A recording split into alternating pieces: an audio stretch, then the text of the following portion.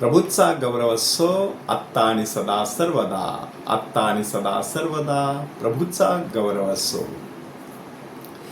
ईसा का दरबार हमको प्यारा लगत है.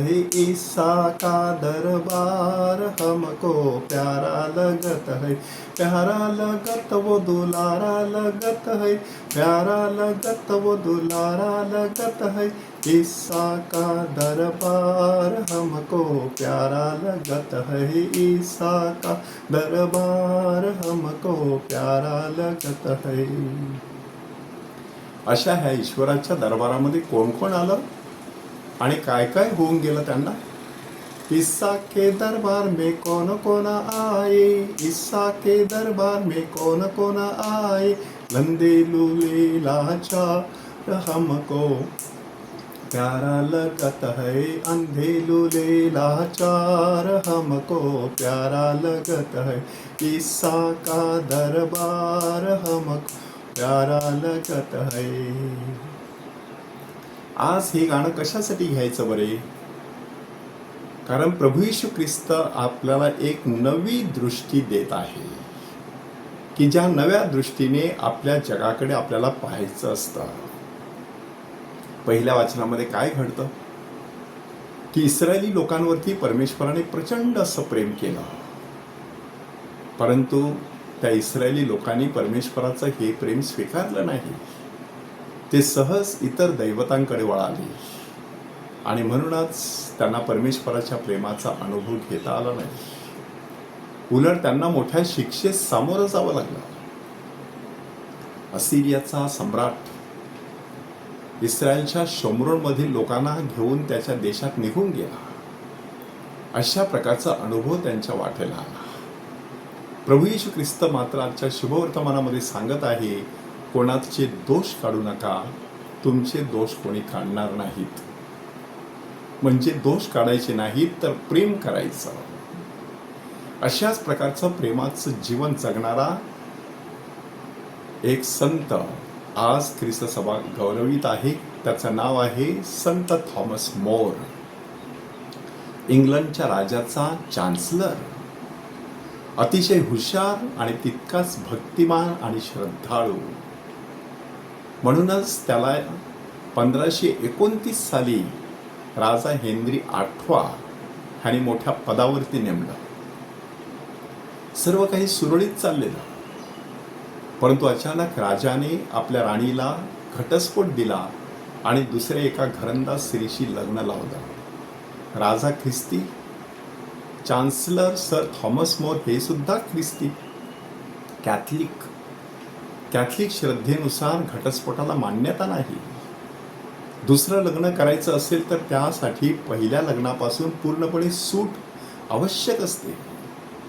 इथे तर राजाने सरळ कुठल्याही प्रकारे रोमन कॅथलिक चर्चचा अधिकार न जुमानता लग्न लावलेलं.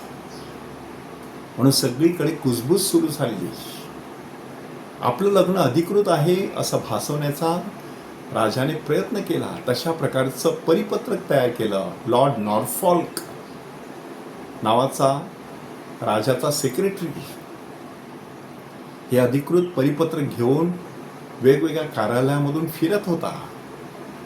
शेवटी तो सर थॉमस मोर ह्यांच्या कार्यालयामध्ये येऊन धडकला.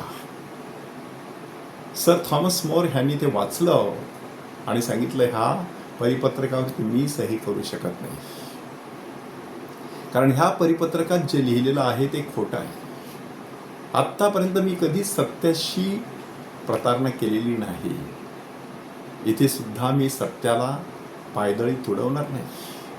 माझ्या श्रद्धेला देखील मी पायदळी तुडवू शकत नाही, कारण ती श्रद्धा म्हणते जे देवाने जोडले आहे ती माणसाने तोडू नये. आणि त्याहीपेक्षा अत्यंत महत्त्वाची गोष्ट म्हणजे माझी सत्सद विवेक बुद्धी.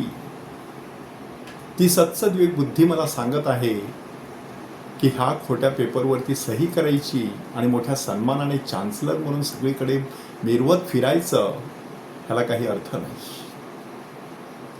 आणि म्हणूनच मी ह्यावरती सही करणार नाही. लॉर्ड नॉरफॉल्क अत्यंत ताकदीचा माणूस, सहज सर थॉमस मोर ह्यांच्या पुढे हात टेकणारा नव्हता. त्याने एक एक धमकी द्यायला सुरुवात केली.